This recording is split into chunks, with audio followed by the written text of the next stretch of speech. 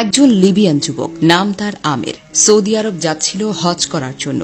যেইমাত্র সে এয়ারপোর্টে পৌঁছালো, তার নাম দিয়ে নিরাপত্তা সংক্রান্ত একটি সমস্যা দেখা দিল। নিরাপত্তা বাহিনীর লোকেরা তাকে বলল, একটু অপেক্ষা করো, আমরা চেষ্টা করছি সমস্যাটা সমাধান করতে।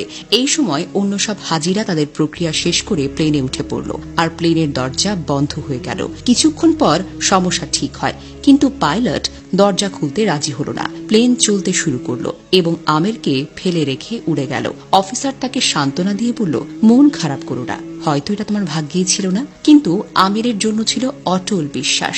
সে উত্তর দিল, আমার নিয়ত হজের, ইনশাআল্লাহ আমি যাবই। হঠাৎ খবর এলো প্লেনটিতে যান্ত্রিক সমস্যা হয়েছে, সেটি ফিরে আসছে। প্লেনটা ফিরে এলো, মেরামত করা হলো, কিন্তু তাও পাইলট আমিরের জন্য দরজা খুলতে রাজি হল না।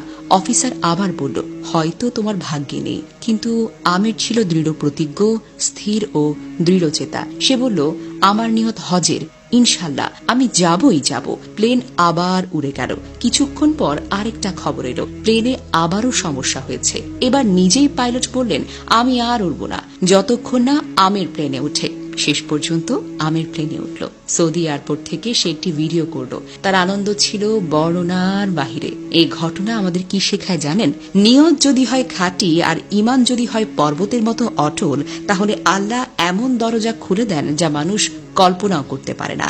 আমিরের মতো একজন সাধারণ যুবক, যার নামের কারণে প্লেনে ওঠা আটকে যায়, যে 3 বার অপমান, ব্যর্থতা আর প্রত্যাখ্যানের পরেও বলে, আমার নিয়ত হজের, ইনশাল্লাহ আমি যাবই যাব, তাহলে এটা কেবল কথা নয়, এটা হলো ঈমানের ঘোষণা। আল্লাহ বারবার প্লেনের গতি থামিয়েছেন, পরিস্থিতি উল্টে দিয়েছেন, শুধু একজন বান্দার অটল নিয়তের কারণে।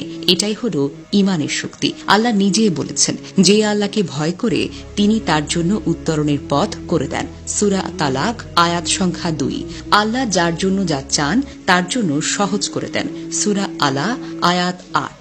তাই আমাদের উচিত পথ যত কঠিন হোক বিশ্বাস হারানো নয়, বরং আরো বেশি দোয়া, আরো বেশি দৃঢ়তা। ফলাফল নয়, নিয়ত ঠিক করাটা জরুরি, কারণ নিয়ত খাঁটি হলে ফলাফল আপনা আপনি চলে আসবে।